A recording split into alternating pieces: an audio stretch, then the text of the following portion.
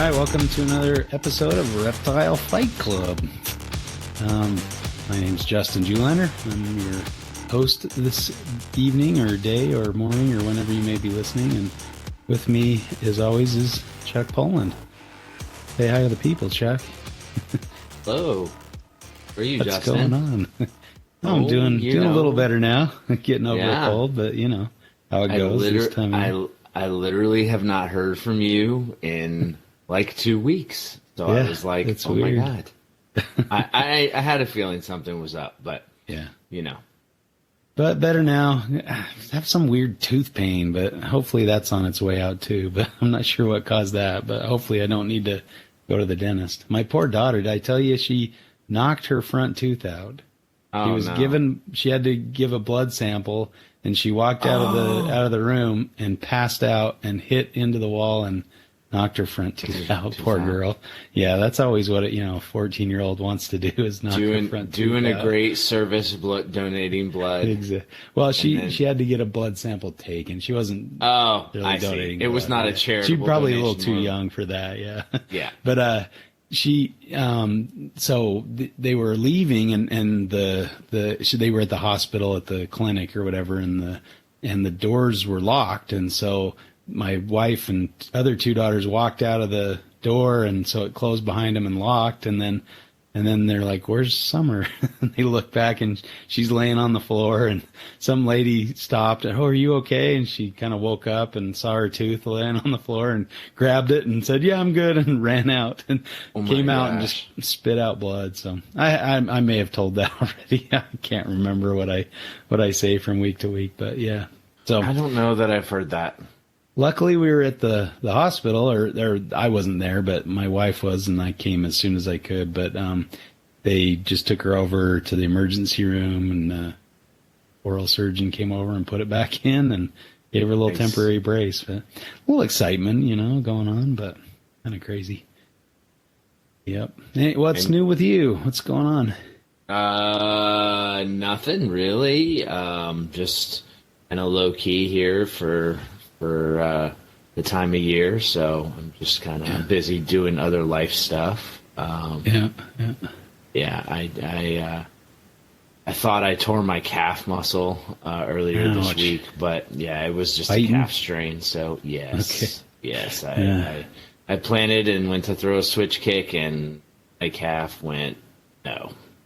Rough getting old, isn't it? Yeah, it was rough getting old. Yeah, it is rough getting old. So, I mean, it's one of those things where you're like, dude, do I still do this? Like, am I being an idiot doing this? And I don't know. I can't stop. You know what I mean? Like, it's like it's admitting an age defeat that I'm not willing to omit yet. So well, that's the way it goes. But I'm glad you're staying active and doing some good stuff.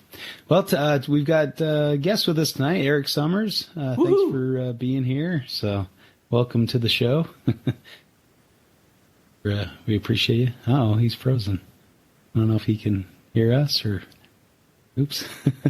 Well, I guess we'll continue on with We had a guest. We'll say hello to Eric in a bit. We laid all the groundwork. We really did. We did our part. Yeah, there we go. Yeah, what would a show be without a little bit of technical issues? I feel like for absolutely no reason, my audio was all messed up when I came on, and I don't know why, because I haven't messed with my laptop since the last episode that we did. So isn't that a joy? Yeah, I'm like different stuff. Yeah, not sure what's going on there, but it challenges. Like, what would life be without challenges? Okay, now everybody is gone, and it is just me. So I guess I get to entertain you guys. Well, there you go. Man, you freaked me out, dude. I was like, what in the hell is going on here? Everybody's leaving. I am not prepared to carry the show this evening. So you got this, man. I'll just dip out and let you do a mono solo event. Chuck's there monologue. He is. You back? I see a little bit of movement there from that. I went and bought an ultrasound machine. So get the hell out of here. Get to play with a new toy. So that should be fun. Have you messed with it? I haven't received it yet. It's on its way, so hopefully it'll get here soon. But, how does one buy? I mean, I get like you know, but like you buy it from like a medical laboratory place, or like what's the process on that? This great medical supply shop called eBay had one I available, see. so I see. I bought a used one, but yeah, and so I kind of they were asking quite a bit, and so I threw a lowball offer on one, and they accepted it. So I'm like, I guess I'm buying one. So yeah, it worked out. But nice. Yeah, well, that's cool. So you're still waiting on it.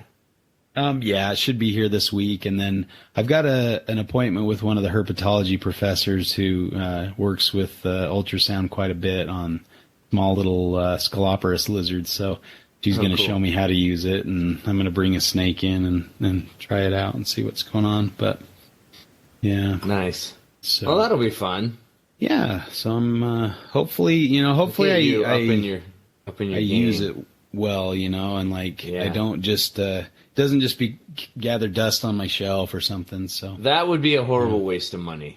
Yeah, right. So, but I don't know. I think if I focus and like have kind of like a study going on, and do some kind of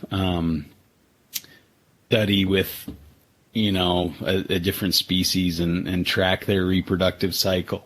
Measure follicles, do this year is Western Stimsons, and next year is pygmy pythons or something like that, but even track just one that I'm curious about.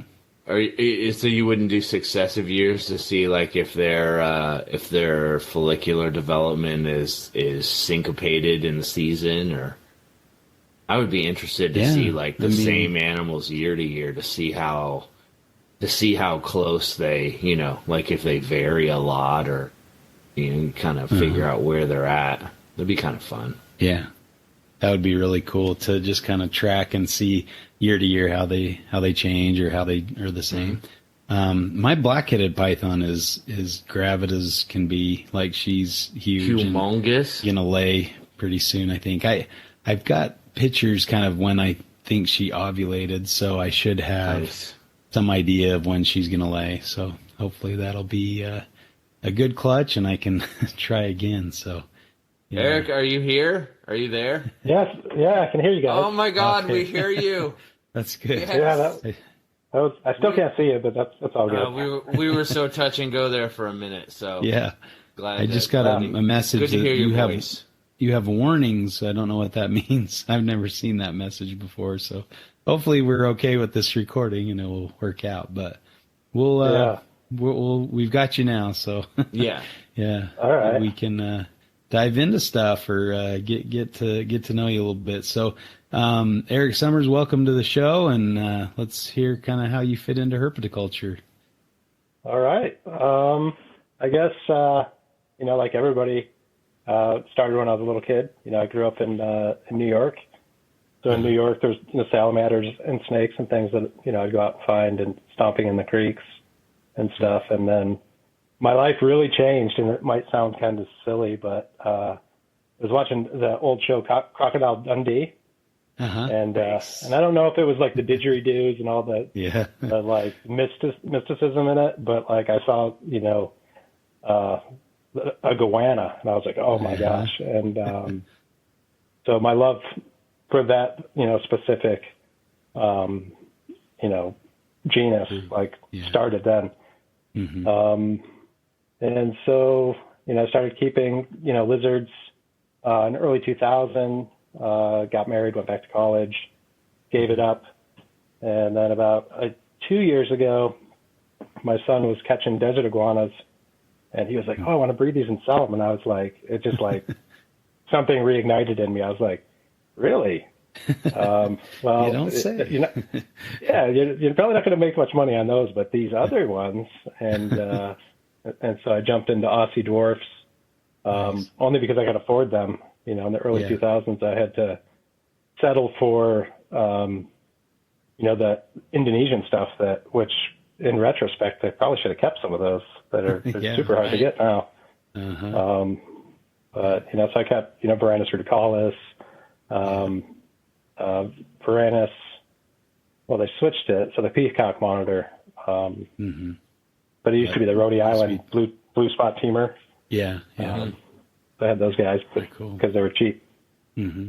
So that's kind of where I fit into herpeticulture. I mean, I kind of do it for a living as well. Nice. I consult and work on infrastructure projects. And so I'll do like migratory bird treaty stuff, but the biggest portion of what I do has to do with the desert tortoise. Oh, nice. That's awesome. So that species is close to my heart, or I guess there's a couple species now, but one of my first pets was a desert tortoise. My friend found it in a ditch in our neighborhood, and he's like, I found a snapping turtle. And so I'm like, what? There's no snapping turtles here. So I go running over, and I'm like, that's not a snapping turtle. That's a desert tortoise, and they don't belong here either. And so we were trying to figure out where it came from, and he let me take it home. He knew I was a reptile guy. And so it had a little like hole in its shell, and of course somebody had taken it, it had been a pet for the last 20, 30 years or something. So it was kind of grandfathered in before all the regulations. And so I showed my dad, and he's like, oh, I know whose that is. And so we went and talked to him and asked him if I could keep it. And they're like, sure, yeah, I guess you can have that. So I kept that tortoise for a long time. We did fill in the hole that was in his shell with some epoxy. But yeah, that was kind of he was a great tortoise. He was huge too, like this monster male. But I met this woman that was local, just a couple, in the larger town east of us, and she had a big group of different tortoises. She had radiated tortoises and all sorts of crazy stuff, and just like it blew my mind. I'm like, holy cow, you can keep those here.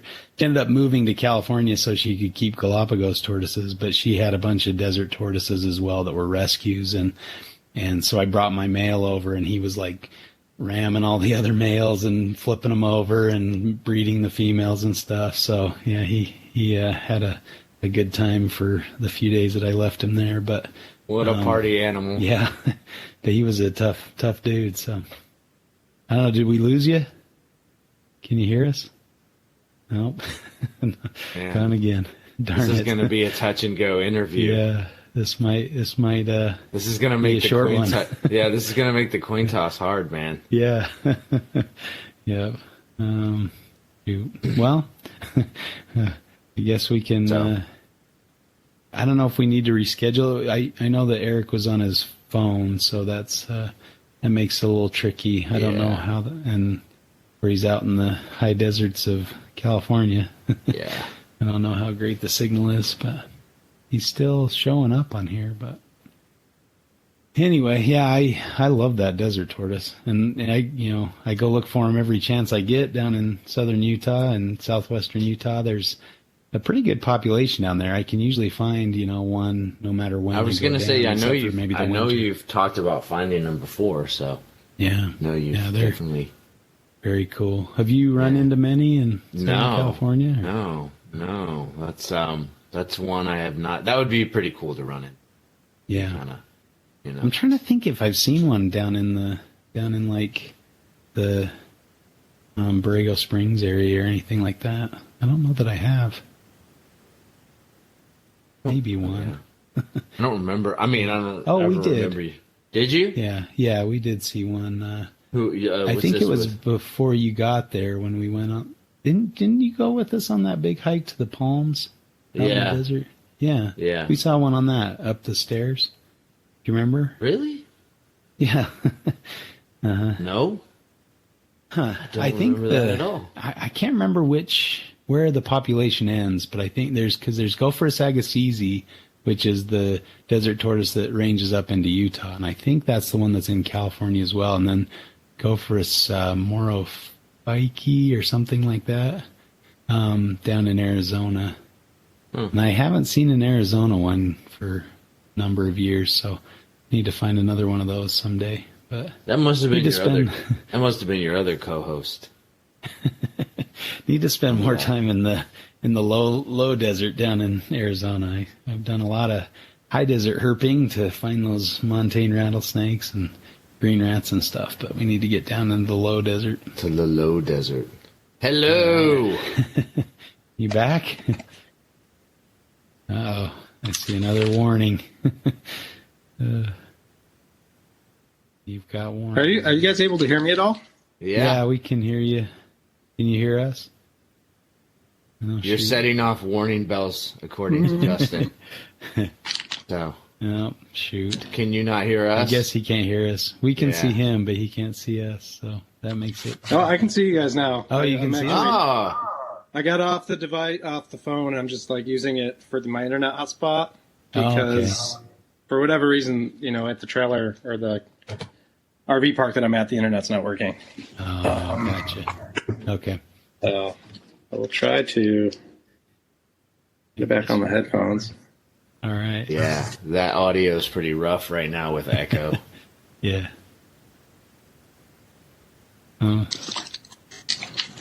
Yeah. Is that better? Just yeah. Yes, that's better. All right. I was just talking about desert tortoises and my fondness for them. They're very cool species for sure. A couple different. Now the ones in California, those Agassiz, are they? Agassiz, yeah. Okay. Yeah. Yeah, that's the same ones we get up here in Utah, kind of in the southwest corner of the state. But yeah, I really enjoy that species for sure. Yeah, Go try to find them all the chances I get in southern Utah.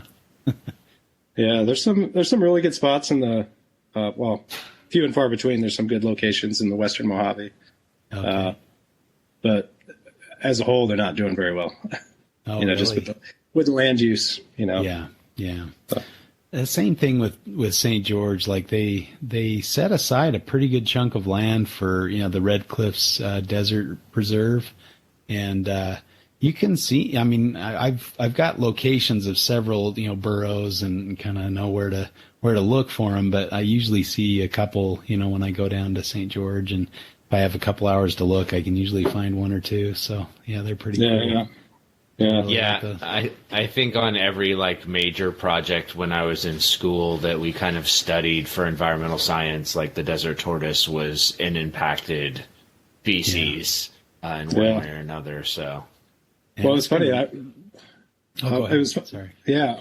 So I went to school in New York, and I was halfway into my graduate program, and things weren't working out with my advisor.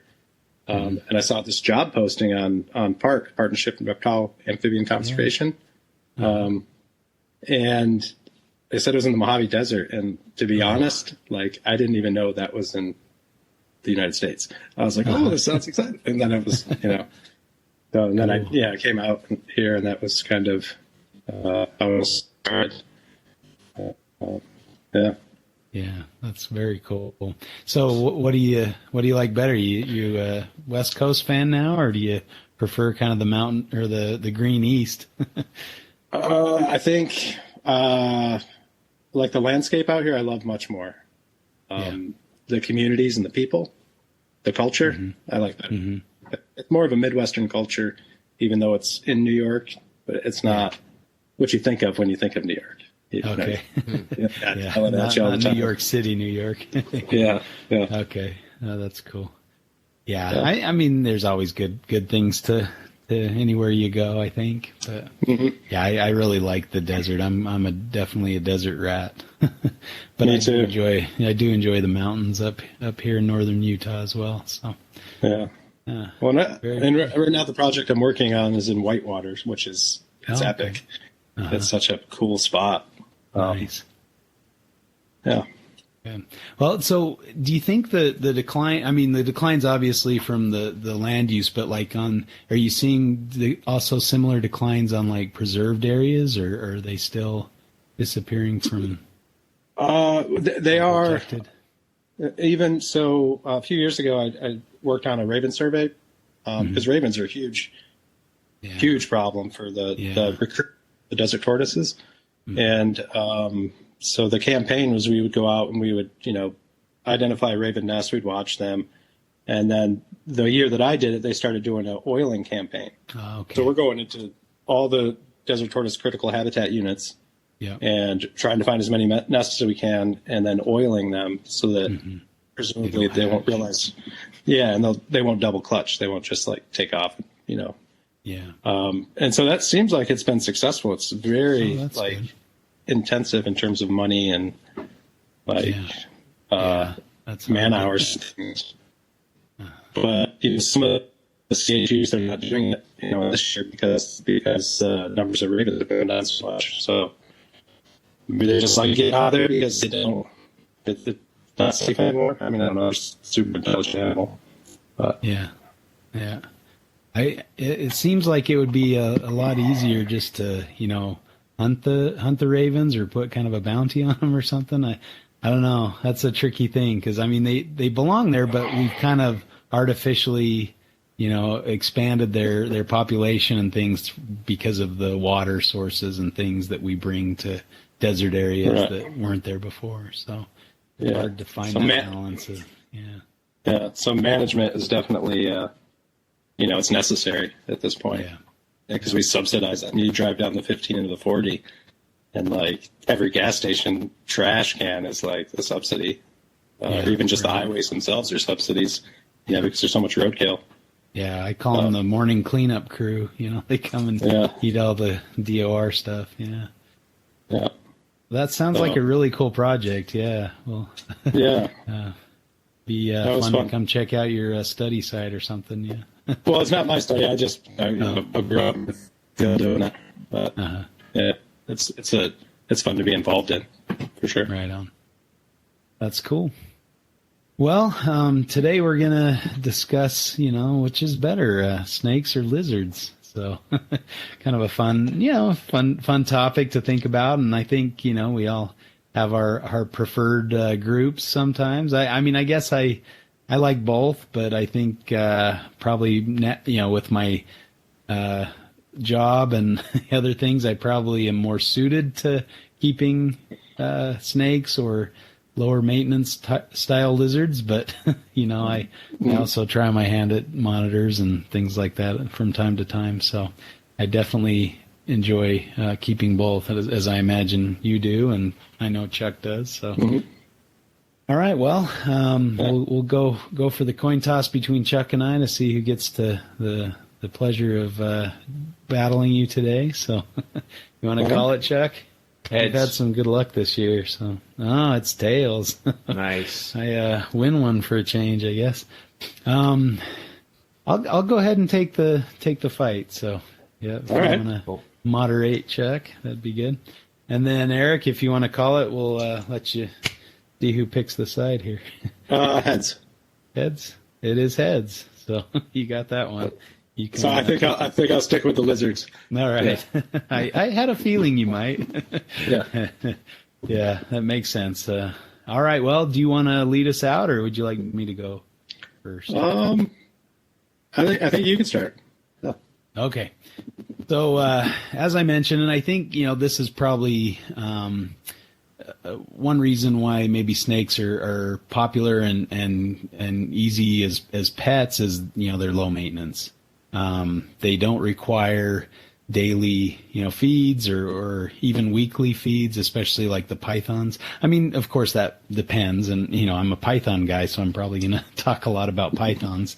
There are some, I do have some clubrids, just a couple, but I've got some shovel-nosed snakes that are insectivores, and they obviously need to eat more frequently than my pythons do, but I still, you know, maybe feed them once or maybe twice a week. And pythons, you know, once every month or two or three times a month, depending on the time of year. You know, if you're cycle feeding, you could go for months at a time without feeding, and they're just fine. You know, they don't really change much. And so as far as that goes, you can still have that enjoyment. And I think, frankly, we probably overfeed pythons in captivity. And so we could probably do with feeding them less, but that's usually how we interact with our animals. And so that's kind of the fun of keeping sometimes. And so people tend to feed them more frequently.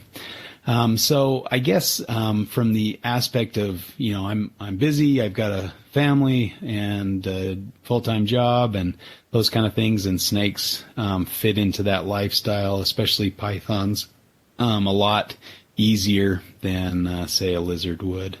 So I guess from that aspect, I would give snakes a point for ease of maintenance and less, less frequent maintenance required for keeping them in captivity.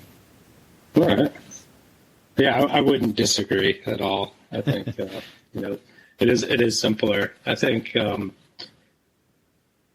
for when I'm thinking as a pet. I feel like lizards are more rewarding because they tend to be more interactive. But they are a lot more work. Even a bearded dragon is a lot more work. Those things eat a lot. Yeah. They run at high temperatures. But they also, I think they bring a lot of joy to their keepers. I mean, you see it all over Instagram and other social media platforms where they anthropomorphize and those lizards just feel like they're up to the task. Maybe they're just cold and they're behaving that way because they're cold. But I think they bring a lot of people a lot of enjoyment. So it doesn't. I mean, of course, it varies by individual too. Like me personally, I value the behavior.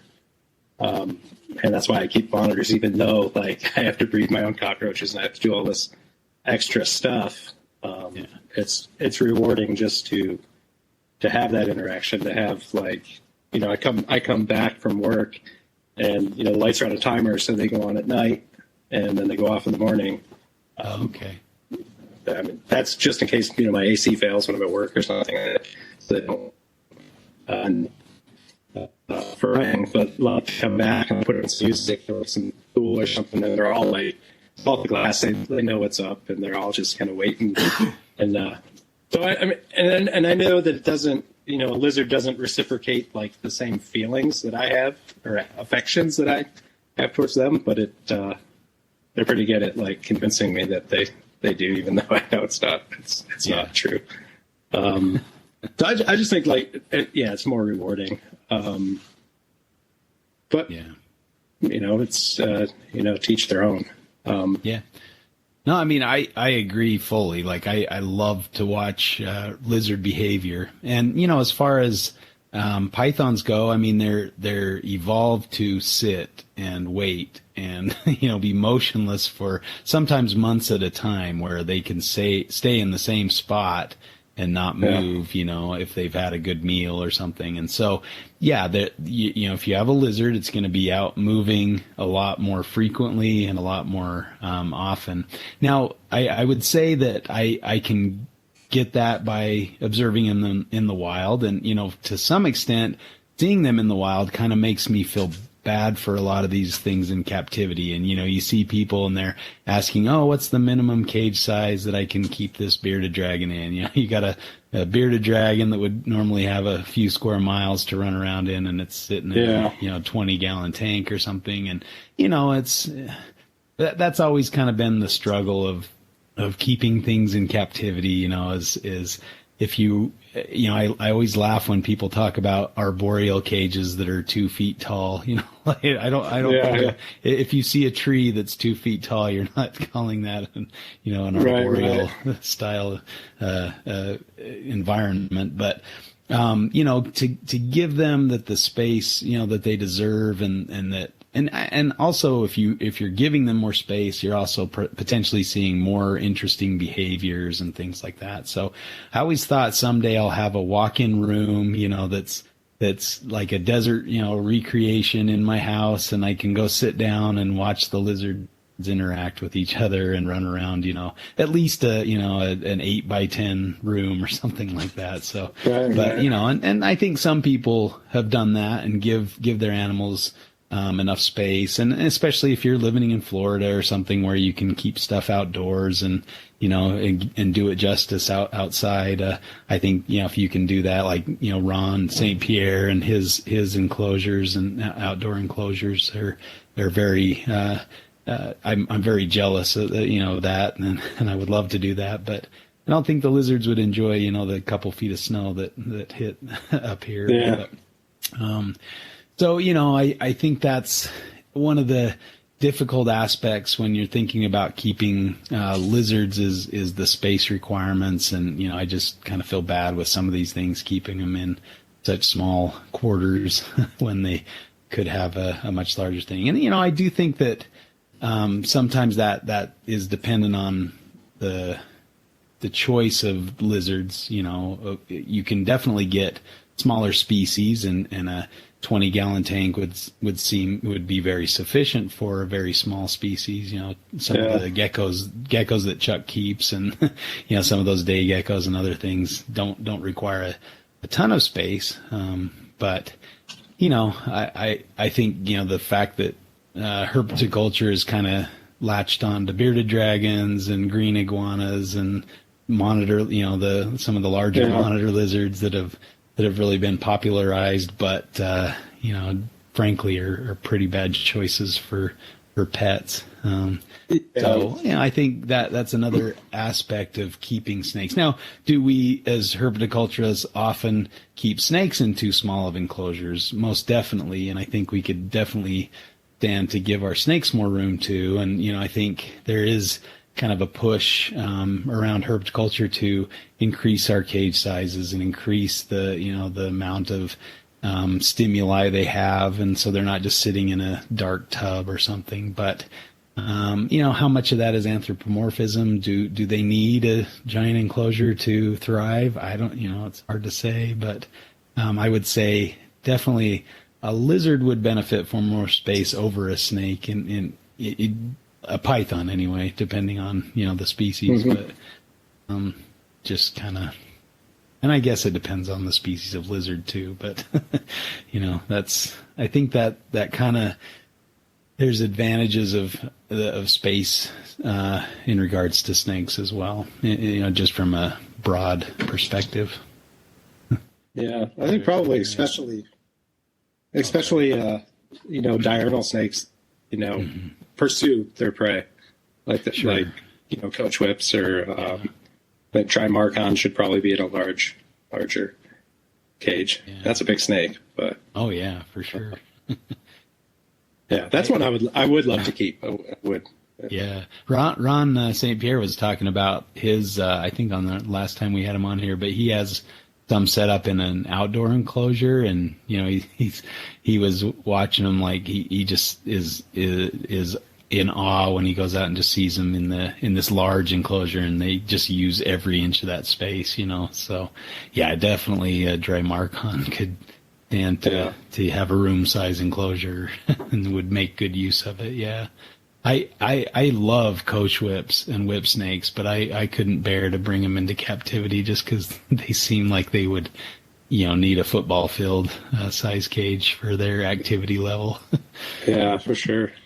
I was so I've done tortoise telemetry, and a friend of mine was doing his PhD at the Savannah River Ecology Lab with indigo snakes. Oh, cool. And he had put some transmitters in them, and he's like, "Oh, you want to try to find one?" And so I'm like trying to find it, and I keep going like this. And I was so used to like just working in 2 dimensions and looking in 2 dimensions. Mm-hmm. I just kept going around in circles, and he's like, "Hey." I was like, "Oh." Okay, so I was up in the tree. But, oh, wow. That's cool. Yeah. Awesome. But yeah, I think, I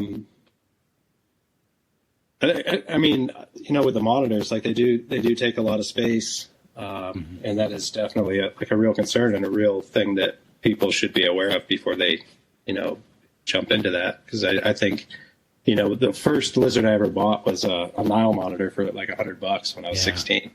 Right. Brought it I think home. A lot of us have been in that boat, right? Yeah. Yeah, and it was not a good experience for me or the lizard really. Yeah.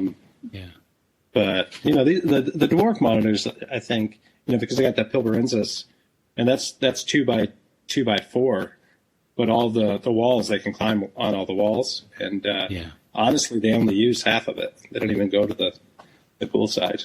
Mm-hmm. But I guess it would depend on. I mean, there's other factors in space too.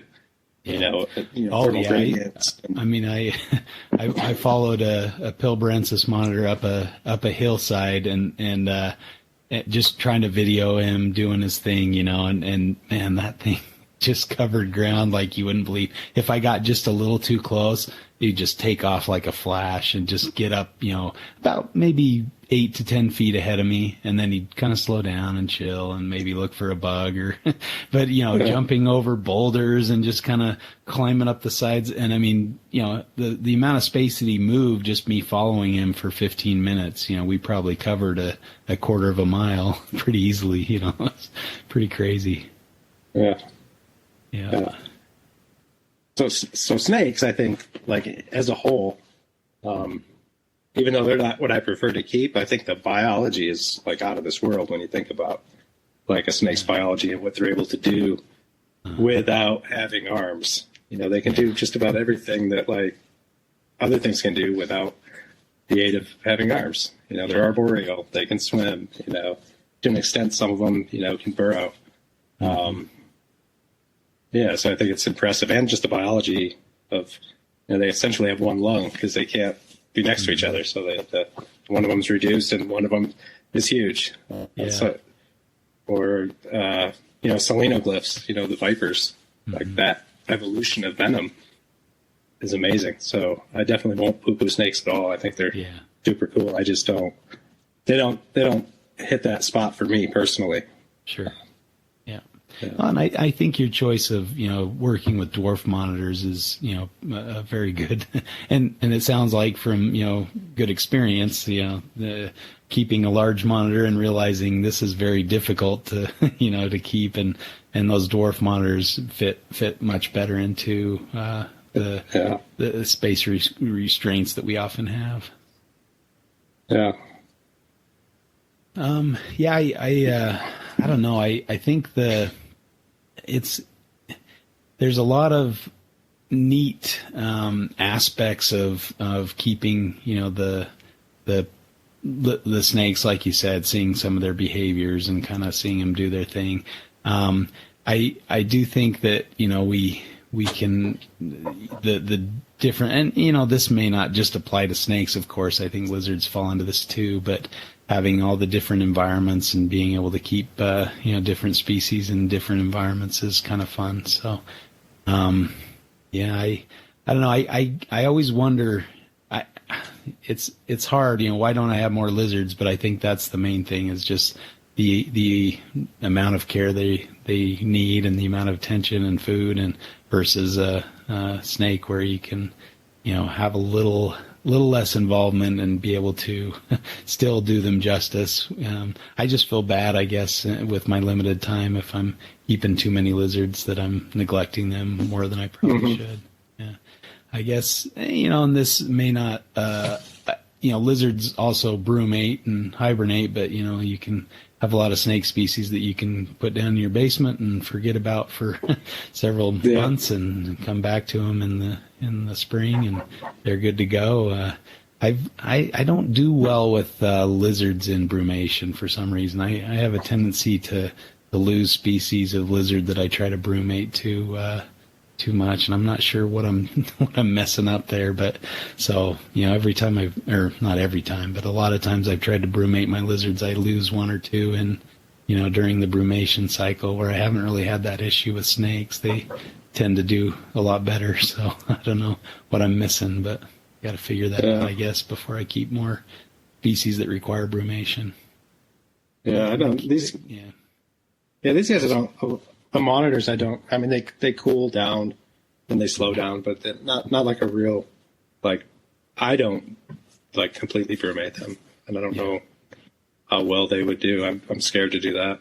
But I do have a Gambelia that I caught when it was like tiny, a long-nosed leopard lizard, and like I brumate that guy, throw him in a wine cooler, and he comes out the next year just fine. So, but yeah. Yeah, I had some Australian water dragons, and I brumated them, and I lost one of them during a pair. I think I had a trio, but I lost the male, and I was just like, what did I do wrong?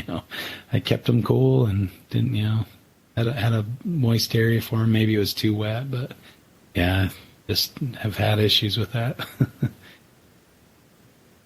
But yeah, I don't know. I think that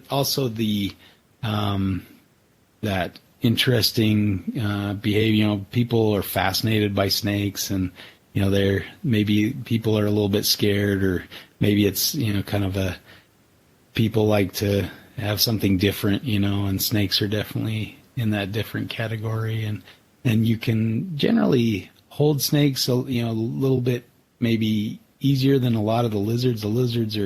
I tend to not really handle my lizards as often, and maybe it's the species I keep, you know, but for sure they're more of a visual pet rather than kind of a hands-on pet, it seems. You know, with some exceptions, of course, but like, you know, you're not picking up your day geckos, or you're not picking up your you know, the larger monitors or things like that too often. You kind of enjoy them or try to interact with them in different ways, but handling is definitely a little more difficult with a lot of the lizard species compared with snakes, I think. Yeah. Yeah, and I would agree that like snakes do have that, like, you know, because it's kind of innate in us. You know, some people have the fear of spiders and the fear of snakes, and that's a natural thing, you know, because for a lot of history, those things could potentially kill us. And there's probably a lot more like creation myths and things surrounding snakes than lizards. Like, so I definitely see that there's an allure to it. Yeah, and I think, like, you know, with the lizards, like I can't really handle these guys. There's only a few of them that like really don't mind me picking them up, but they don't want me to hold them. Yeah, like they won't let me hold them. Struggle. Yeah, so you don't really get that. But I'm fine with that. You know, personally, I just enjoy, you know, watching them run around, you know, do their thing, eat off the tongs, you know, go chasing after bugs. Yeah, they're definitely a lot funner in a lot of ways, and where you're interacting with them more frequently for feeding and things like that, you can watch them chasing and hunting the insects. Whereas if you've got a snake, you're probably, you know, if you're looking for that kind of interaction, you're probably feeding them way too much, depending on the species, of course. But with a python, yeah. I think if you're along kind of those same lines of the danger or whatever, if you're into venomous reptiles, you've got very few choices with lizards.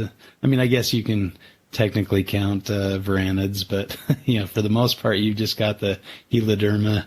Your beaded and Gila monsters, bead lizards and Gila monsters for venomous, whereas with snakes, there's a multitude of venomous snakes, and you know, there's a pretty endless list of different species you might keep if you're into venomous reptiles or keeping venomous.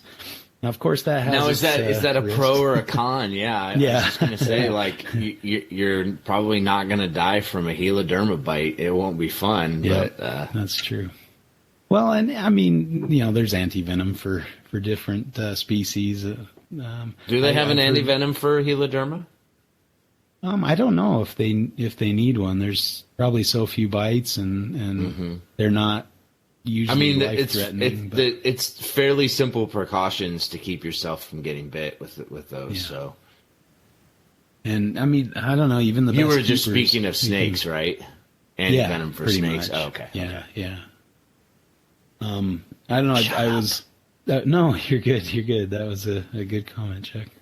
I heard about a guy who got bit by a venomous snake in Australia. It was an elapid, and it basically shut down his ability to respond. He was still conscious, and he could hear everything and remember everything that was going on around him. But like his body just started to shut down, and he couldn't respond, and so. He was talking, he called a friend to tell him that he'd been bit, and he was going to kind of wait it out and see if it was a real bite. And then he just kind of stopped talking, and his friend's like, hey, are you there? Are you there? And so the friend came over to his house and found him on the ground, and he heard his friend go, he's dead, and he could hear everything, but he just couldn't move a muscle and respond in any way. And so they rushed him to the emergency room and gave him antivenom. And he said, like, as soon as that kicked in, he was up and back at him and didn't have any real long-term effects from that. So I don't know. And that is why elapids scare the shit out of me. Yeah. Right. But I mean, they don't all look venomous, you know? Yeah. The vipers, right? it's like, okay, that's venomous snake. But the elapids, you really don't know. Yeah, especially in America. I mean, if you hear a rattle, you know there's a venomous snake nearby. You know, and that's. But you know, a lot of the. I remember I was looking for snakes at night in Australia up in the Iron Range. You know, we're looking for green tree pythons, and I saw a black snake kind of go you know past me or close to me, and I went to grab it, and like just before I grabbed it, I'm like, wait a second, you know, this is most likely a large elapid that will turn around. You know, it's probably some, you know, taipan or something. So I caught myself before I dove on it and grabbed it, you know, like, wait, you're not in America. You can't just go jumping on a black snake. Right. Yeah. Not like chasing down a coach whip. Yeah, exactly. Yeah. That's it. Yeah. That's a pretty epic feat. It's almost Yeah. like that diving touchdown catch to like catch these guys. I couldn't imagine if a coach whip was a venomous snake, you know, that'd be kind of crazy. That's what you got with your elapids in Australia.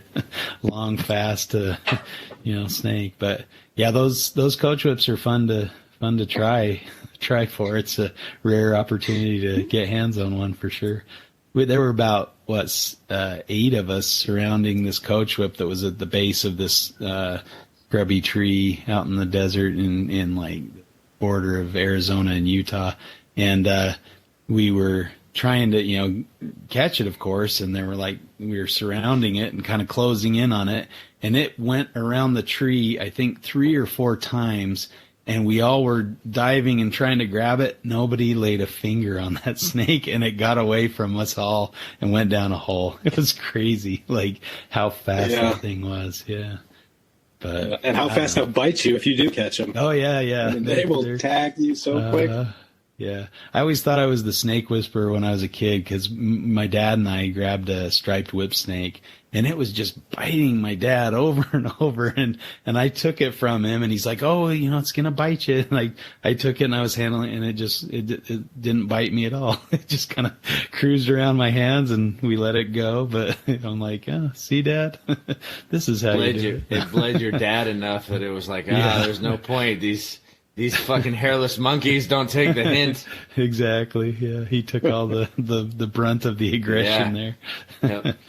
Yeah. Wait. Well, what a good dad, though. What he totally pumped you up. You were like, I am the man. Like, yeah. I can do no wrong with snakes. He still tells that story to this day. He's like, I gave it to him, and it just didn't bite at all. I'm like, what is going on here? And look at you now. Yeah, I know. I've got the bug for sure. So. Yeah. Yeah. I mean, I guess there's a lot of pros and, you know, to keeping snakes, and I think that enjoyment or that diversity of different species, and of course, you know, there's more lizard species than there are snakes, so there's even more opportunity for diversity in the lizard environment. And just, you know, seeing, I guess there are a lot of snakes that, and this is probably in the con pile and goes to your side, but that are a little too specialist to keep in captivity. They're very difficult to keep because they only eat blind snakes or something. And how are you going to supply a meal of blind snakes to this snake? You know, so I was really shocked. I read got that Snakes of the World book by Mark O'Shea, and just seeing how many snakes I'd never heard of. You know, I thought I was this snake guy and I knew all these things. And I get this book and I'm like, I've never heard of that. I've never seen that, you know. Oh, it specializes in feeding on blind snakes, or it specializes in feeding on Sicilians, you know. There's no way I could, you know, anybody could keep that in captivity. So, you know, that's kind of the difficulty. Whereas most lizards are eating, you know, insects or, you know, small rodents or things like that are a little easier to get them to take a wide variety of prey. I mean, there are some specialists, but for the most part, you know, you can get a bigger variety of lizards to adapt to captivity and do okay. Yeah. It's probably cheaper to keep snakes too. Oh yeah. Oh, yeah. I think so. A lot I mean, cheaper. you don't need the UV necessarily. I mean, they probably benefit from it, but it's not necessarily required to keep a snake. It would be much more important for a lizard, at least to some extent. If you can give them natural sunlight, of course, it's better. But And I think just the dietary variety that lizards tend to benefit from. Not that snakes don't, but I think in what we have, the modern conventional herpetoculture, we're pretty rodent focused when it comes to snakes, and that's true. Yeah. It's pretty easy peasy, and most of the captive stuff will go right onto rodents and be fine with it. But if you want to do your lizards justice, generally speaking, you're not feeding them a single type prey source. Getting away with that, you're having to multiple different types of prey sources and supplementation and light augmentation. Like, so there's quite a bit to it there. For sure. Yeah, that's and But, if you can go ahead. Actually, I'll shut up because this is not mine. No. Yeah, You're good. no. What are you gonna say? I feel like I'm taking away from Eric's stuff. I was just gonna say that most of it's really available, though. So it's although it's more work and it's more like, but it's like not that hard to get roaches or crickets or different types of fish or like whatever you're and that's generally varanids I was thinking of, where they eat, some of them eat quite a variety of food. Okay, all right, now I'll shut up. And it can be expensive, and if you don't want it to be expensive, then you have to share your domicile with cockroaches. Cockroaches, which is, I don't know. It took me a minute to kind of get past how gross it is, but now I don't even care. But a lot of the commercially available roaches aren't too bad. The dubias can't climb smooth surfaces, or they can't survive much cold. They don't do well in the cold, or so they're not bad. I found them to be pretty innocuous, but they look gross, I guess. Yeah, I bought some hissing cockroaches, thinking like the Ackies that I have would try to eat them.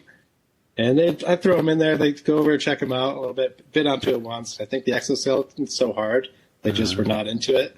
Yeah. And I feel like they were just looking at me like, you need to get an exterminator in here. Get this thing out of here. Yeah. That's funny. So now I have a bunch of hissing cockroaches that I have no idea what I'm going to do with. They just keep breeding. Yeah. So, I had a friend that had the same problem. He bought them as feeders, and nothing would eat them. So, yeah. And I think the biggest con of keeping lizards is having to deal with crickets. So, that's the one thing that I just did not enjoy about lizards is, getting a shipment of crickets that had died because it was too cold, or died because it was too hot, or died because they were in a container and for too long. I don't know. Like, they just seem really temperamental, and they stink, and they're loud, and they're obnoxious. I don't know. Crickets are a rough thing to deal with. So thank goodness for dubia roaches, or I wouldn't be able to keep any lizards. They're just, the crickets are a pain. It's fun to watch Ackies chase them around, though. That's true. They are much funner to watch. Oh yeah, that's the speed that Ackies like right there, man. Yeah, so I can go for it.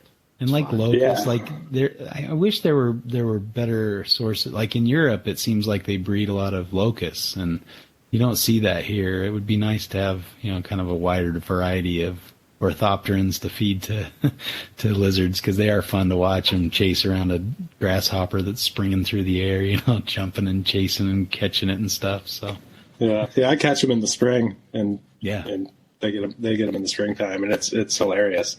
Yeah. I mean, they'll climb up onto the stick, and they're jumping through the air trying to get it, and they're just so 110% like after the prey item. That it is such a joy to watch. But specifically with Ackies and some of the other monitors, it's like you could throw 100 crickets in there, or 100, or 100 grasshoppers in there, and the minute one gets one, that's the one everybody wants. Yeah. Like it's the, That's the so strangest, true. it's the strangest thing. Yeah.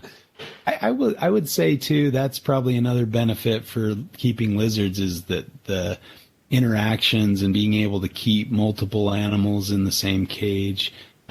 Probably point goes to lizards over snakes. I mean, I do cohabitate a lot of my snake pythons that I keep, but feeding time becomes a hassle. Like you said, like lizards will grab onto the same thing, but they're not grabbing onto each other and, like trying to constrict each other or something. They usually let go after they realize, okay, this is not a food item. This is my friend or whatever. I mean, yeah, you'll get some like baby bearded dragons that'll nip each other's tails or toes or things like that. And kinks might rip each other's limbs off if you leave them together too long. But they for the most part, do not do good together. Yeah. I mean, I guess it depends. Even stuff that they say, even stuff they say is communal is not communal. Yeah. Yeah, I'm interested because I have the Gilleneye that I'm raising up now, and so I have 6 of them, and I've been reading some literature on them, and like they seem to live communal, like in single snags and these under the mulga bark, and I'm just curious how that's gonna play out, and considering like keeping a larger group together, how that goes. Yeah.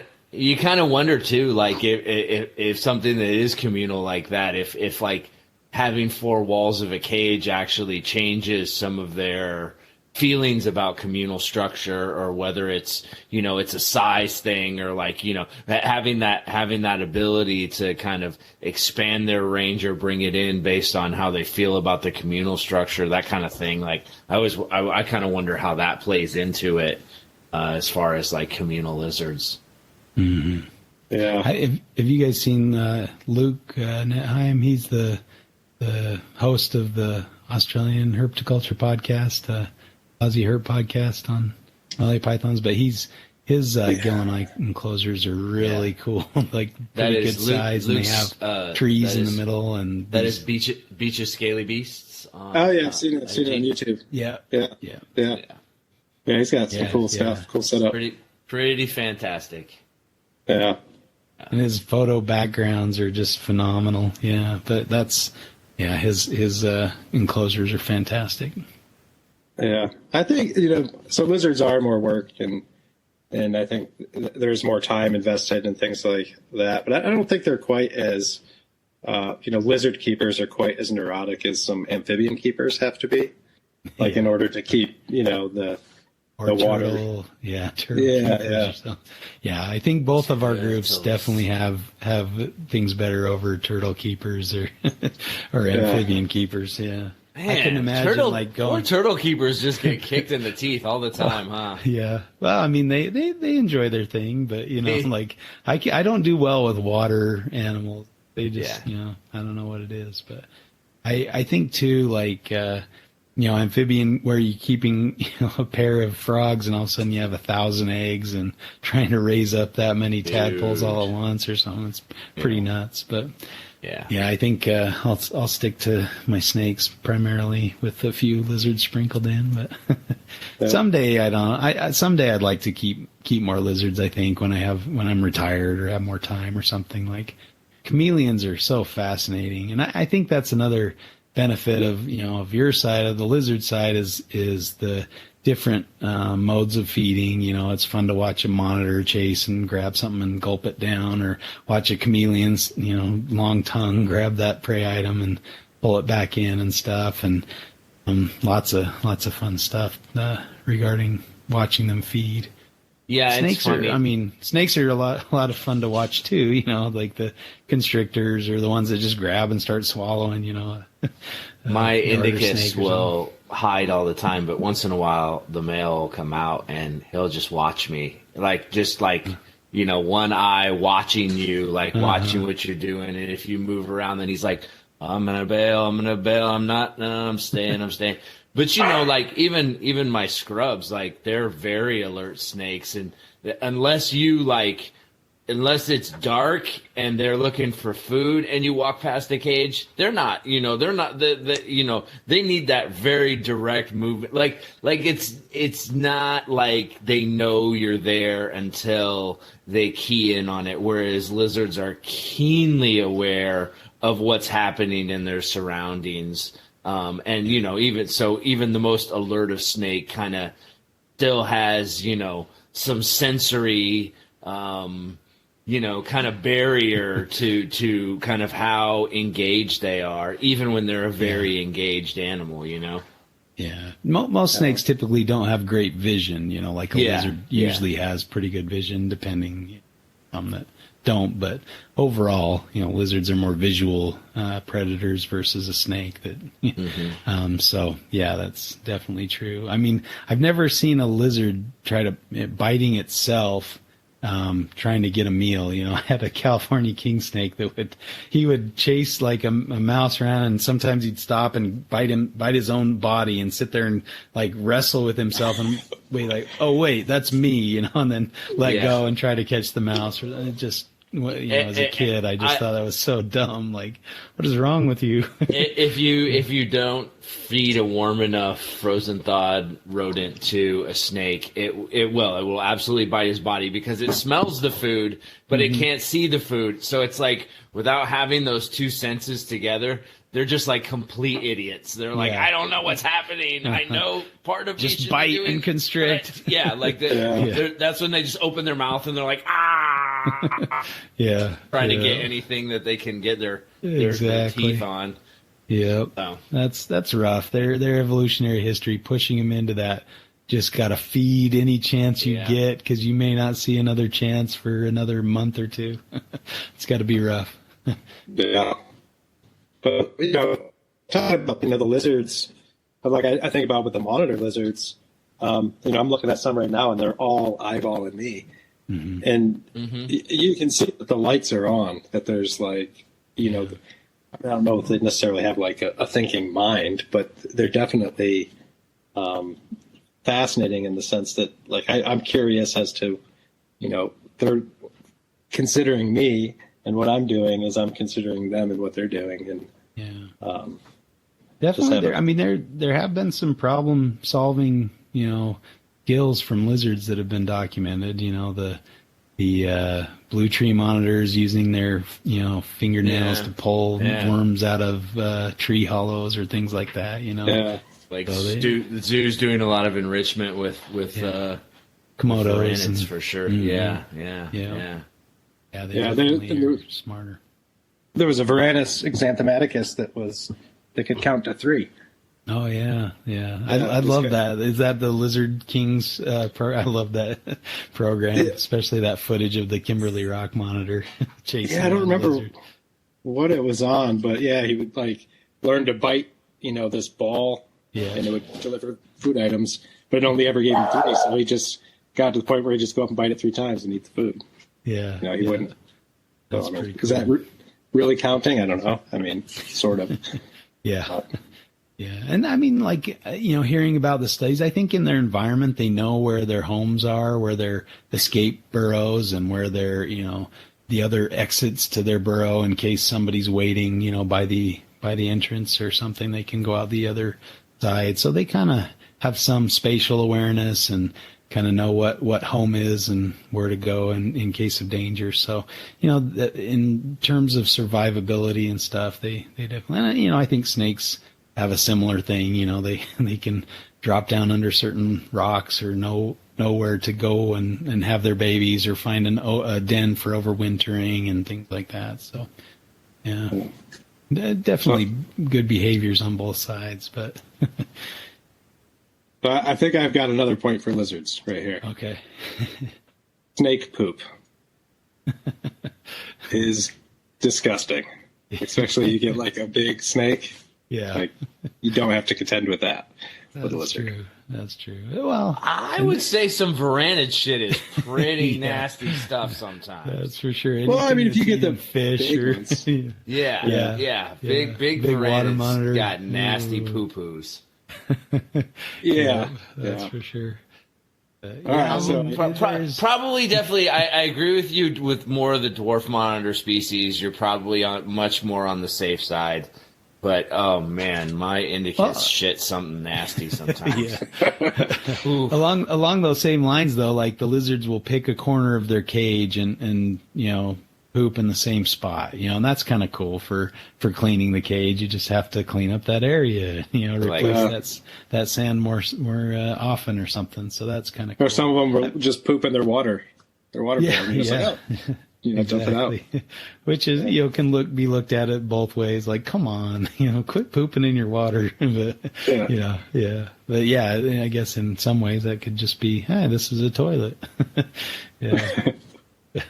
Yeah. Snake, I guess depending on the species and how often you feed, I think overfeeding can also result in some pretty nasty snake poop, especially with the pythons or something. But if you're eating in moderation, they're getting most of the nutrients out of that food item. They're pretty very good. What's the word? Very efficient. They have a very efficient digestive system that can pull most of that. So basically, you're just getting hair and bones, or not much out of the other end. So it's not too bad if you're not overfeeding, at least for the pythons. I don't know.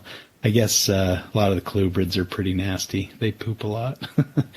Yeah. And you're right. If you have a snake that's pooping a lot, it can be pretty gross. Yeah. Good size enclosures. I don't know. Well, any other big selling points on either of these groups? I'm trying to think if we've missed anything obvious or we've hit them all. Yeah, I think that's, I think it's covered quite a bit. I mean, yeah, a good discussion. I mean, I think, if you're thinking about getting into one group or the other, hopefully you've gotten some good points from this discussion and can make a good choice as to what would fit your lifestyle. Or I always trick myself and think, oh no, I can handle monitors. I can do this. And then I get a pair of Ackies or something and I'm just like, I'm barely, I'm just kind of maintaining them. I'm not really feeding them so they can thrive and breed and all those kind of things. And then they just kind of, I don't know, I feel bad. And so then I get rid of them. And then a few years later, I bet I could do Ackies. And so just kind of, I don't know. I just need to accept the fact that snakes are probably the best choice for me at this point in life. But some lizards I found, like the blue tongue skinks, are almost like a snake. They're pretty bulletproof, pretty easy to take care of, and they'll eat just about anything. So makes their requirements a little less stringent. I'm not having to worry about crickets every other day or something, So I think depending on what you choose, but I guess keep that in mind that most lizards are probably going to be a little more time consuming and need a little more space and more in regards to their enclosure, like the UV lighting or things like that. So just keep that in mind and make a wise decision when you're getting any pet, I guess. Research is always king, But I do think, lizards, like you said, are very rewarding. They're more interactive. They're more kind of fun to observe in a lot of ways. So, whatever floats your boat. I guess whatever is going to keep your interest for the longest time, that's probably the species you should pick. I feel bad for people who only breed species that are popular, that sell well, They're missing out on a lot of fun, a lot of cool species by just chasing the stuff that everybody has, Yep, I would suggest getting something that's unique and cool and something that you can kind of have be your own project. I think that's a fun way to live life. So, I don't know. Anything else you want to add? Yeah, I think, what interests you, and the resources that you have. If you have the resources and you really enjoy, more in-depth and difficult species, I definitely wouldn't jump in with both feet on some things, but research is definitely king. I think if it came down to it, if I could only keep, well, of course I'm a lizard guy, but this would be maybe a question for you. Like, if you could only keep one herp, and the resource was there to do it, in terms of time and space, like, would it be a lizard or a snake? Oh man, yeah. I think if no, space and time and money weren't limits, I'd probably keep a Parenti monitor. So that would be my ultimate, So I think I'd have to go with that. But at the same time, that might not be the most rewarding species to keep, just because they're not very social, or they're not very, they don't necessarily make the best pets. But I would just sit and watch it walk and, eat, and that would be good enough for me. I wouldn't care if I could hold it or anything like that, and I'd need a giant enclosure, a big outdoor warehouse or something, greenhouse on it, but, pipe dreams, but that would be, probably my ultimate, what I'd really, if I could just keep one thing, that would be really top of my list. Yeah, I could definitely agree with that. I brought the kids to the LA Zoo, and they had Komodos, and I had a Parenti there, and it was just like, yeah, I've seen Komodos before. They're cool. Yeah. But there's something about the elegance and just the streamlined body of the Parenti and the patterning. I know. Yeah, it's probably, I think, one of the most handsome animals on the planet. For sure. But, if I was being realistic and there are limits, then, yeah, there's no way I would keep a Parenti. I'd rather spend the money and go find them, chase, follow them around in the wild and watch them do their thing, which I got to do in Western Australia. It was fantastic. One of the best days of my life. So, I think that's kind of where I'm finding that, or I'm able to scratch that itch, is through herping. Getting out and seeing things in the wild, and I can enjoy it in its natural habitat. And, like the chuck walls that Chuck and I saw down in Southern California, on the boulders, and we saw half a dozen that day. And I'm just like, oh, I really love these things. I'd love to keep them. But then I think, then I'd have to feed them all these veggies, and I'd have to, a little bit higher maintenance, the larger cage requirements. And I'd be like, yeah, I'm just going to enjoy them in Southern California when I'm down here, or Southern Utah. I don't know, but yeah, it's definitely a fun discussion. I guess I like both, so I'll side with both sides. Yeah. I definitely like both as well. And I think, like, a lot of times it's kind of like you just want and for me, it's like I want the thing that I can't have. Yeah. And so I now have all these Aussie dwarfs. But if I go outside, in the springtime, there's like amazing reptiles like here in the United States. Yeah, for sure. And, I've got a Gabilia, and it's one of the coolest lizards, like in terms of its biology. It's aposomatic, like, when it's gravid, it advertises to the world that it's, don't eat me, I don't taste good. Yeah. And they eat lizards their own size. Like, I mean, it's crazy cool biology here. Incredible. Yeah. Oh, we saw those, the banded rock lizards, the Mirnzai down in California, down on the boulders.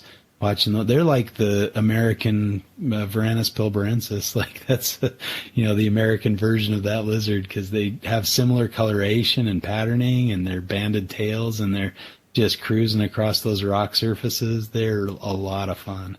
I did the same thing, like, oh, I wonder how I could keep those in captivity. And then I'm like, no, knock it off. Just enjoy them while you're down here. Watch them run 40 feet across a boulder and see if you can provide that, in captivity. And so, they're a really cool species. Yeah, that's actually on my list for the spring to go out to see. It's on my list because I'm, in Banning. So, like, I go to Palm Springs, and there's some INAT locations right there in Palm Springs. That's on my list. I can give you a good spot. We're headed out there in May too. Chuck and I are going to go down and do a little herp trip down in that area. So but let me know when you headed out there. I can give you place where we saw them pretty plentifully. So they are pretty shy. You got to kind of sneak up on them, I guess. But yeah, they're pretty fun. Yeah. Have some binoculars ready. Yeah, they're cool. So the same. I don't know. Sorry, what was that? I bumped the computer. Oh, gotcha. So we've kind of included a little segment in the show where we talk about different herpetological events that we've seen, or any interesting things in the news, or exciting things that you've seen. Any cool observations lately, you guys? Or I saw that there's a new guidebook to the reptiles of the Northern Territory. So one of my Facebook friends was that.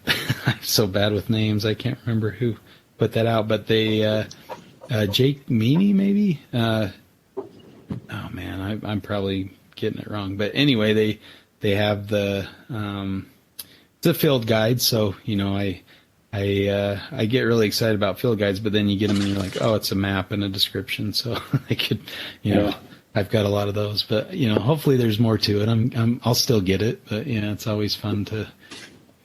I do like getting the latest edition of the Reptiles of Australia field guide, but so this one would be fun because I don't know. There's a lot of cool species in the Northern Territory. Something new that's out there. I still need to get a copy of Viper's book. I was listening to Venom Exchange Radio, hearing Phil and Nipper talk about and talk to the Ipers, and then talk about that book, and that was their number one choice of books, and just said it's the book to end all books for Australasian lapids. So I need to get that, purchase that, but it's a little pricey, and it's a edition Chimera book, so they're usually a little more expensive. Yeah. I don't know, too many cool books. Do you have Lizards of the American Southwest? I do, yeah. That is an epic field guide. I think that cover lizard was the one that drew me to that. What is it? Oh, it's right up here. One sec. The greater earless lizard that's on the cover. Greater earless lizards. This one, yeah.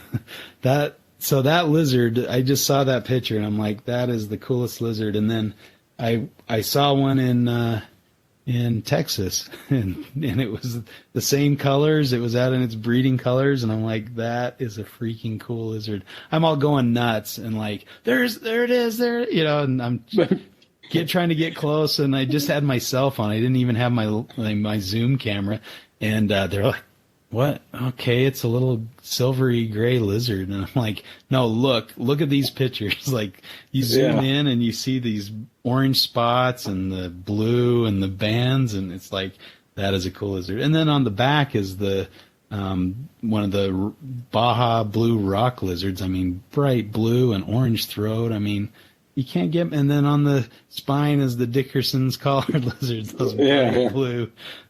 Yeah, there's so many cool lizards in the Southwest for sure. So, yeah. I just need to get out and find more of them and just sit and watch them. The Baja blue rocks, those are the Petrosaurus, right? Like same as the Merzai. It's the same genus. Yeah.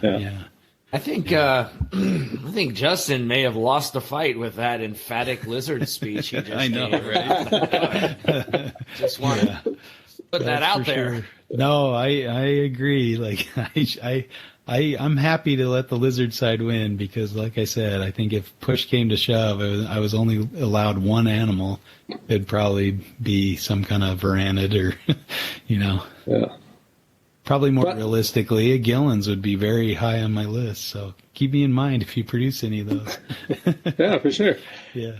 At least I could raise them up and sell them back to you or something. Yeah. No.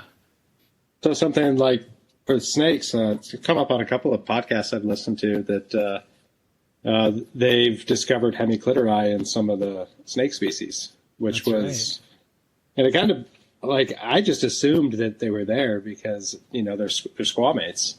And, lizards, it's known in lizards. And I was just like, I didn't know that it was unknown until it was made known. Yeah. Well, I think the interesting part of it was that they're functional, like that they, have different functions in nature, that they just thought they were some kind of, I don't know, non-functional unit or something, but they actually, serve a purpose, and surprise, Yeah, And it's even cooler that it was women scientists that discovered that and made that known. Like the men had just ignored that, which is probably typical for men. I was just gonna say that sounds exactly like us. Like, oh, what could these things do? I don't know. They're nothing. We're not gonna worry about them. Yeah. Not as important as the hemipenes. Yeah, exactly. They have two. Exactly. Oh my gosh. Oh my gosh. Oh boy. Yeah.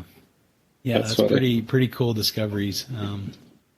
Lots of stuff still in need of discovery. Yeah. I'm working on a manuscript now about some results that we had with our studies with antivirals against nidovirus or serpentoviruses as they've been reclassified. So I'll be presenting a poster at a conference in France in March, and then we're working on the manuscript to get out by the end of March, I think, beginning of April. So should be fun. We found some drugs that have activity against several different nidoviruses, so potential for future work and hopefully, being able to treat some snakes or lizards that are infected with serpentovirus.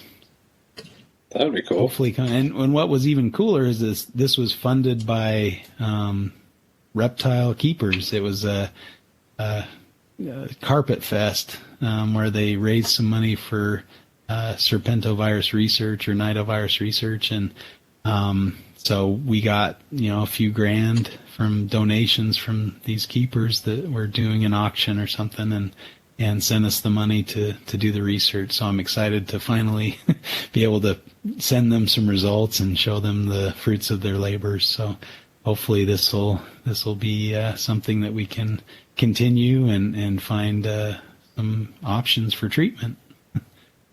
Yeah, that's super cool. So I know you're a virologist. Does it usually pertain to like humans and that sort of virology? All the viruses I work with for the most part are human viruses that cause human disease. But where we got kind of we do a lot of research, like private research for people who want to pay for studies and things, and so this kind of fell under that, and I was happy to to work with some snake viruses. Just make sure I, don't take any home with me. Yeah, that would be good. I'm not doing any hands-on with them, but just writing up the results and but it's we found 3 or 4 different compounds that had pretty good activity against the viruses in cell culture, and so I'm looking for some options, or hopefully there might be a potential to have like a challenge model. And I know that they've done kind of that proof of concept where they've administered these viruses to snakes and then recapitulated the disease in live snakes. So there has been a challenge model. So it'd be nice if we could get some animals challenged and then treat them with different compounds to see if we can prevent or cure disease. That'd be the goal, I guess, is to have a treatment option. Yeah, that's cool. Pretty fun. Yeah, that your work's able to, kind of come together with your hobbies. Exactly. Yeah, it's kind of been nice. There was an opportunity a while back. I think they were in San Francisco. Some researchers that discovered the stargazing, the virus that causes the what is it, IBD? The IBD virus in boas. We were looking to collaborate on some studies there, and I was going to try to set up a challenge model at our university, but it just ended up being too expensive and not really feasible from my side, so I wasn't able to move forward with that. But now we'll see. Lots of stuff to do, I guess. But we're we're as busy as we've ever been with human viruses and with the pandemic and stuff. So not a lot of time for veterinary viruses, unfortunately. But I'm glad that we could finally get some publishable results for the virus, for the serpentoviruses. Well, where can people find you, Eric?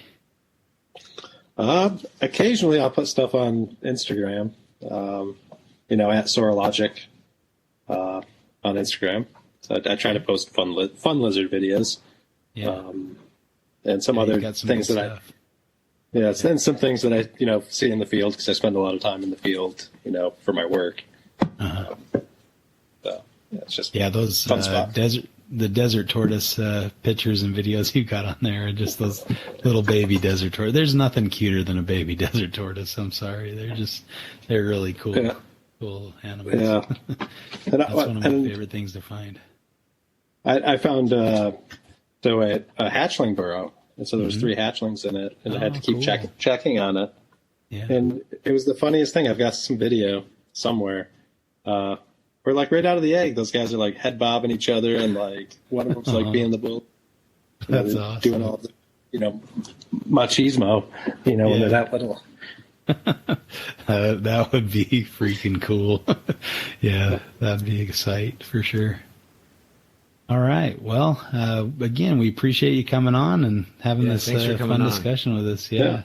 Look forward to seeing more from you. So. Right on. Yeah, thanks for having me on. It was fun. I love the show. I like the concept too. Yeah, yeah. Well, we appreciate you bringing the idea and coming on to debate it. So we'll have to have you back. Right on. All right. Well, thanks to NPR for hosting the show and for Eric and all the work he does to get these podcasts out. So thanks again, guys, and we'll catch you next week for another episode of Reptile Fight Club. It may not be as important as the hemipene, but join us for the next Fight Club.